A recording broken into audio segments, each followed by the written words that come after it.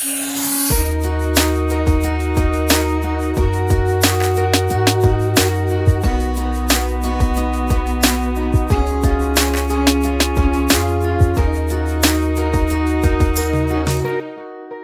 दोस्तों, welcome to चालाकी read between the lines. Hindustan की हालत तो आप देख ही रहे हो। कोरोना के केसेस, इलेक्शंस की मगजमारी, वैक्सीन की कमी और लोगों की रोजी रोटी का तो ठिकाना ही नहीं है। पर इस सब सिचुएशंस में हम पहुंचे कैसे? क्या इंडिया बहुत अनलकी है? क्या सेंट्रल और स्टेट गवर्नमेंट ने बराबर प्लानिंग नहीं की? क्या साइंटिस्ट्स कोविड का सेकेंड वेव इतना जल्दी फैल जाएगा इसका अनुमान नहीं लगा सके? क्या हम सब ने इस कोविड वेव को रोकने के लिए सब प्रोटोकॉल्स फॉलो किए हैं? क्या हिंदुस्तान कोविड-19 के इतने सारे नए वर्जन से जूझ पाएगा? अब इसकी तैयारी हम कैसे करेंगे? इन्हीं सब सवालों के जवाब देने के लिए मैंने चालाकी पर 3 पार्ट सीरीज बनाया जिसका नाम है इग्नोरेंस इज ब्लिस या अज्ञानता में आनंद। इस एपिसोड को लिखते हुए ममता दीदी ने वेस्ट बंगाल का इलेक्शंस जीत लिया था और एक बार फिर से सीएम का पद संभाल लिया। मोदी और शाह के कंबाइन ने वेस्ट बंगाल में तो इलेक्शंस हार गए, लेकिन बीजेपी ने आसाम जीत लिया और पुडुचेरी में कोएलिशन गवर्नमेंट बना ली और वेस्ट बंगाल में भी 77 सीट्स जीते, which was in the last elections only 3, which is not a bad election result। पर ये सब मैं क्यों डिस्कस कर रहा हूँ? ये तो सब लोग जानते ही हैं, सच बात है। लेकिन एक सच और भी है, वो ये कि हिंदुस्तान में लोग इंसान को आसानी से भगवान बना लेते हैं और उसके बाद सब रिस्पॉन्सिबिलिटी उसके ऊपर छोड़कर अपना दिमाग बंद कर लेते हैं और अंधविश्वास का दरवाजा खोल देते हैं। Let's talk about those Indians who have become gods for a large section of our population. Sachin Tendulkar, no doubt वो हिंदुस्तान के सबसे अव्वल स्पोर्ट्समैन रहे और काफी जनरेशंस को उन्होंने इंस्पायर भी किया। लेकिन when it comes to charity or speaking about right versus wrong, he will not be the first among us.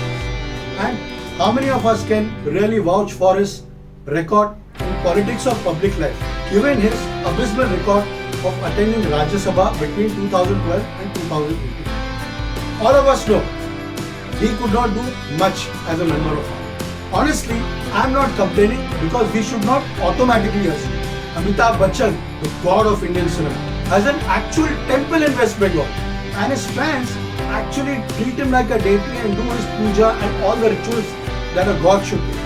लेकिन अमिताभ जी ने खुद प्रण ले लिया है कि वो पॉलिटिक्स से दूर रहेंगे। गवर्नमेंट के हक में या खिलाफ वो कभी भी कोई मुद्दा नहीं उठाएंगे।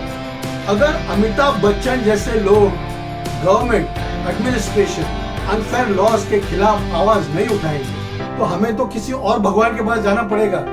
करेक्ट? बिल्कुल गलत, रॉन्ग। मैं बताता हूँ। We have to celebrate the right kind of people for the right kind of reason. चलो अब ऐसे लोगों की बात करते हैं जो कुछ कर पाए हैं। अगर आप सोनू सूद की बात करो तो वो भी एक बॉलीवुड स्टार है, लेकिन उन्होंने अपना तन, मन, धन सब लगा दिया माइग्रेंट वर्कर्स, कोरोना वायरस से पीड़ित लोगों को बचाने के लिए या उनको सही जगह पहुंचाने के लिए। ऐसे लोगों से हमें प्रेरणा लेनी चाहिए। ऐसे लोगों का हमें मंदिर नहीं बनाना है, सिर्फ उनका जो काम है उसको अप्रिशिएट करना चाहिए और उससे इंस्पिरेशन लेके आगे बढ़ना चाहिए। महेंद्र सिंह धोनी, वो भी एक स्पोर्ट्स स्टार है, लेकिन उन्होंने डिक्लेयर किया कि उनकी आईपीएल की अर्निंग्स अप्रोक्सीमेटली 15 करोड़ वो कोरोना वायरस पीड़ित लोगों पर डोनेट कर देंगे। अब जब ये हम पढ़ते हैं तो ऐसा लगता है कि जो सेलिब्रिटीज हैं उनको भी ये देख के प्रेरणा मिलेगी कि वो भी कंट्रीब्यूट करे, वो भी कुछ करे। ये सब चीजों को हमें सराहना है। तो एमएसडी का मंदिर नहीं बनाना है, लेकिन उनको देख के अगर हमसे कुछ बन पाए तो हमें करना चाहिए। हाँ, सब ठीक है, लेकिन इस सब से इलेक्शंस, ममता दीदी, मोदी शाह, इसका क्या संबंध है? आपने तो उसी से शुरू किया था ना। क्या बात कर रहे हो? अब तक समझ में नहीं आया?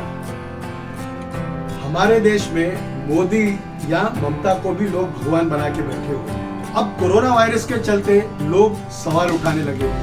जब आप कुंभ मेले के नंबर्स देखोगे तो तबलीगी जमात जिसके नंबर्स को लेके काफी हल्ला हुआ था, will appear like a mere drop in the ocean। कैसे? ये लो, तबलीगी जमात में 9,000 लोग जमा हुए थे और इतना बड़ा हल्ला मचा था।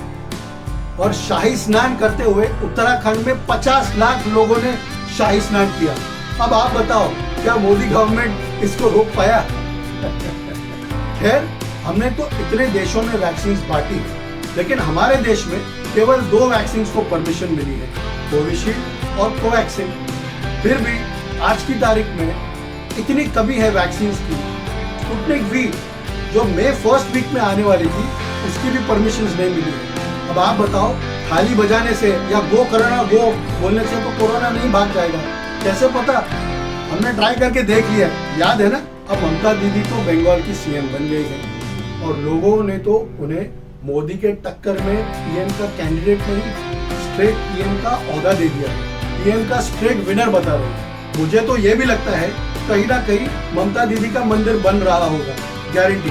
अब मेरी नजर से देखो तो पॉलिटिशियंस करप्ट, बाबा ढोंगी और स्पोर्ट्समैन या फिल्म स्टार अपनी निजी जिंदगी में एक आम इंसान है, भगवान नहीं। लेकिन मैं ये भी सोचता हूँ, अगर भगवान स्वयं धरती पर आ जाए और आपसे कहे कि आप अपनी अज्ञानता या इग्नोरेंस के कारण पीड़ित हैं और आपको अपनी क्षमता पर बिल्कुल भरोसा नहीं और इसीलिए आप बड़ी आसानी से मोदी या ममता, अमिताभ या सचिन को भगवान बना लेते हो, तो आप क्या कहोगे?